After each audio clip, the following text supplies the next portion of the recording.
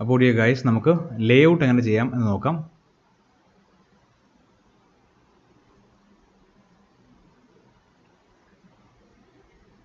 ഈ കാണുന്നതാണ് ആക്ച്വലി നമുക്ക് ഡിസൈൻ ഓൾറെഡി നമ്മൾ ചെയ്ത് വെച്ചിരിക്കുന്ന ബുക്ക് ഔട്ട് ഡിസൈൻ്റെ ലേഔട്ട്. ഓക്കെ, ഇതുപോലെ എത്തിക്കാനാണ്. ഇവിടെ ഫ്രണ്ട്, ഇവിടെ ബാക്ക്, ഇവിടെ മിഡിൽ. സോ ഓപ്പൺ ചെയ്യുന്നു. സോ ഫ്രണ്ട് കവർ ഓപ്പൺ ചെയ്തതിന് ശേഷം ഞാൻ മിഡിലൂടെ ഞാൻ എടുക്കുന്നു.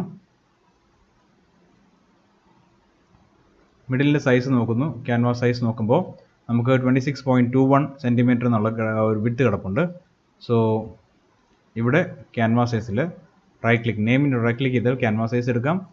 26.21 എന്നുള്ളത് 87+49 കൂടെ ആഡ് ചെയ്യുക. Okay, so 87.49 plus 26.21 equal to 113.7. So നമ്മളിവിടെ വാല്യൂ കൊടുക്കുന്നു. ഇവിടെ BCD ഫ്രണ്ട് കവറിന് വാല്യൂ കൊടുക്കുന്നു 113.7. ഓക്കെ, കാണാം നമുക്ക് സൈസ് വന്നിരിക്കുന്നത് രണ്ട് സൈഡിലോട്ടാണ്. സോ ഒരു സൈഡിലോട്ട് തന്നെ വരണമെങ്കിൽ എന്താ ചെയ്യേണ്ടത്? റൈറ്റ് ക്ലിക്ക് ചെയ്യുക, ക്യാൻവാസ് സൈസ് എടുക്കുക, 113.7 തന്നെ വാല്യൂ കൊടുത്തു. ആൻഡ് ആങ്കർ, ഇവിടെ ആങ്കർ എന്നുള്ളടുത്ത് ആരോ റൈറ്റ് സൈഡിൽ കൊടുക്കുക, ലെഫ്റ്റ് സൈഡിൽ സ്പേസ് വേണമെങ്കിൽ. ഓക്കെ, എന്നിട്ട് ഓക്കെ കൊടുക്കുക. ലെഫ്റ്റ് സൈഡിൽ നമുക്ക് സ്പേസ് കിട്ടി. ആൻഡ് ക്ലിക്ക് ആൻഡ് ഡ്രാഗ്, ആ middle button click and drag ചെയ്തു, മിഡിൽ പോർഷൻ ഓക്കെ വന്നു, കണ്ടില്ലേ? നെക്സ്റ്റ് നമുക്ക് വീണ്ടും എന്താണ്, ബാക്ക് കവർ ആഡ് ചെയ്യണം. ബാക്ക് കവർ ആഡ് ചെയ്യാൻ വന്നു. ബാക്ക് കവറിൻ്റെ അതുപോലെ തന്നെ വിഡ്ത്ത് എത്രയാണെന്ന് നോക്കാം. Canvas is width 87.49. So what do we do?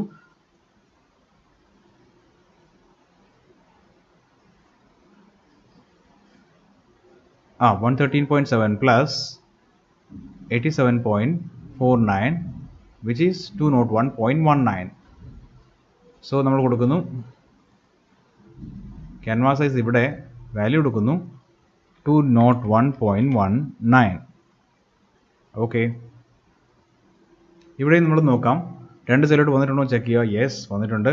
So ശ്രദ്ധിക്കാഞ്ഞിട്ടായിരുന്നു അത്. സോ വീണ്ടും വാല്യൂ കൊടുക്കുന്നു 201.19 and make the direction of the arrow heads towards left. Then okay, കൊടുത്തു. ഓക്കെ, ഡൺ, പെർഫെക്റ്റ്ലി ഡൺ, കണ്ടില്ലേ? Then file, export, quick export as PNG and then BCD layout കൊടുത്തു. Okay, C നമുക്ക് അതൊന്ന് open ചെയ്ത് നോക്കാം. C layout. Okay, done അല്ലേ? Okay അല്ലേ? Okay, അപ്പോൾ നെക്സ്റ്റ് വീഡിയോ ആയിട്ട് വരുന്നവരെ good bye and take care.